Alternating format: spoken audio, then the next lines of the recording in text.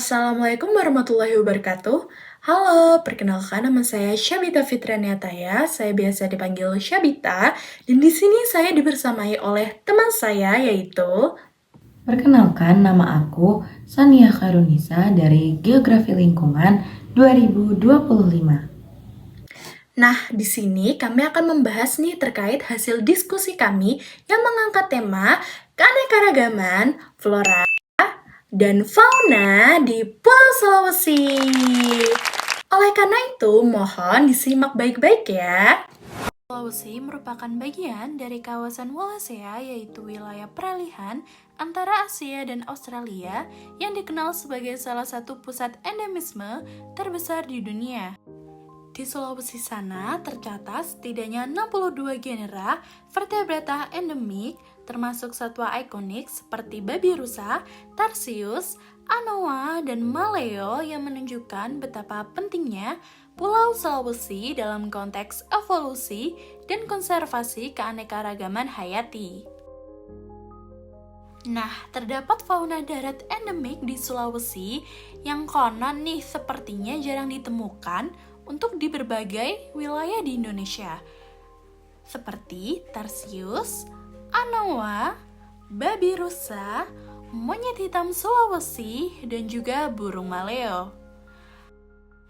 Nah, karena banyak sekali hewan langka di Sulawesi, juga ada nih ancaman utama terhadap fauna-fauna tersebut. Seperti yang pertama, yaitu perdagangan dan perburuan satwa liar, seperti kurang lebih 500 ton daging kelelawar diperdagangkan tiap tahun di Sulawesi Utara. Selain itu, terdapat burung maleo menjadi kritis atau CR karena perburuan telur yang banyak sekali. Nah, selain itu juga ada spesies invasif di danau-danau purba, seperti flowerhorn, nila, common carp mengganggu ekosistem danau Matano dan Poso. Di Danau Poso juga terdapat jumlah ikan asing yang lebih banyak dibanding ikan asli. Dan yang terakhir nih, perubahan habitat akibat deforestasi, yang dimana fragmentasi hutan memperkecil habitat satwa endemik. Pada diagram di atas, yaitu menggambarkan setiap wilayah di Sulawesi memiliki tingkat endemisme yang berbeda-beda untuk berbagai kelompok hewan, dan beberapa wilayah menunjukkan tingkat keterbatasan sebaran spesies yang jauh lebih tinggi dibandingkan wilayah lainnya.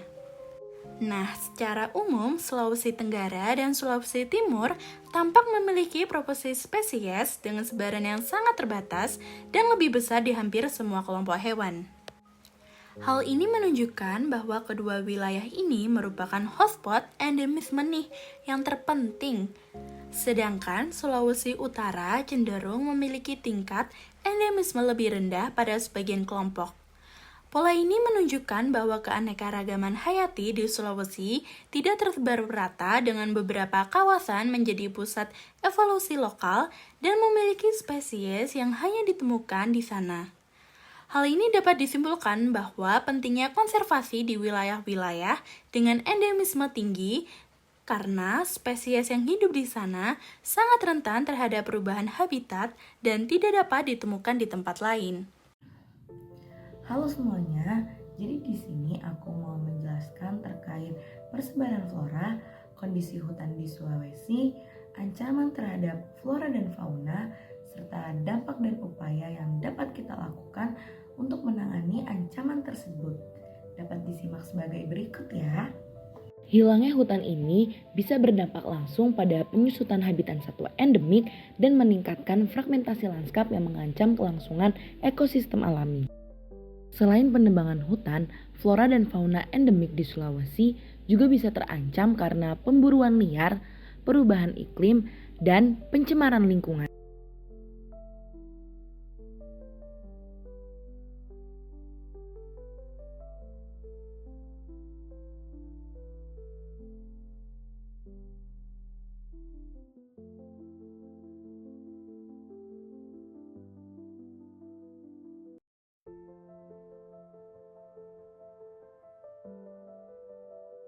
Hilangnya hutan ini bisa berdampak langsung pada penyusutan habitat satwa endemik dan meningkatkan fragmentasi lanskap yang mengancam kelangsungan ekosistem alami. Selain penebangan hutan, flora dan fauna endemik di Sulawesi juga bisa terancam karena pemburuan liar, perubahan iklim, dan pencemaran lingkungan.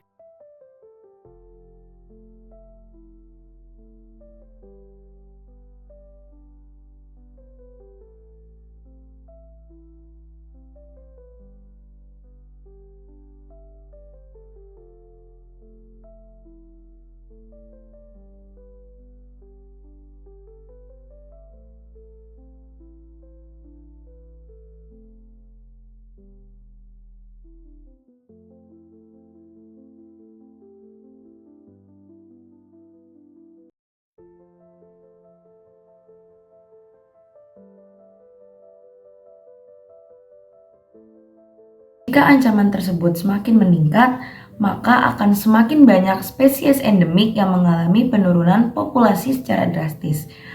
Nah, maka dari itu harus adanya upaya yang dapat dilakukan dengan cara perluasan kawasan lindung, rehabilitasi hutan dan restorasi ekosistem, lalu ada konservasi spesies, selanjutnya ada penegakan hukum perdagangan ilegal, lalu ada kolaborasi pemerintah dan masyarakat, dan yang terakhir adanya lisensi restorasi jangka panjang.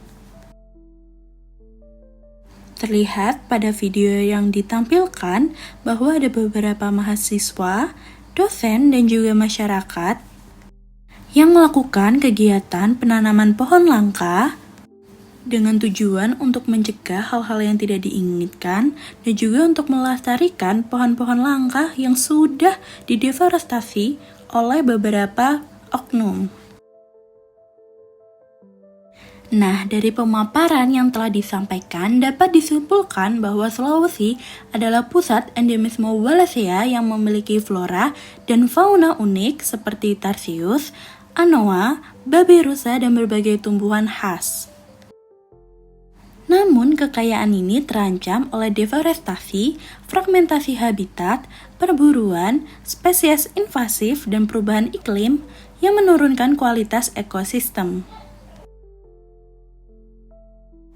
Upaya konservasi yang sudah berjalan masih menghadapi kendala nih, sehingga diperlukannya perlindungan yang lebih kuat dan terpadu untuk menjaga biodiversitas Sulawesi yang tidak tergantikan.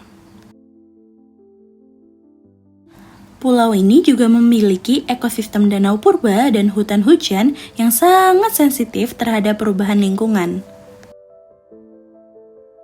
Jika tekanan terus meningkat, maka banyak spesies endemik beresiko menghadapi penurunan populasi drastis sehingga diperlukannya kolaborasi pemerintah dan masyarakat yang menjadi kunci keberhasilan konservasi jangka panjang. Sekian dari kelompok kami. Apabila kami ada salah kata, mohon maaf. Wassalamualaikum warahmatullahi wabarakatuh.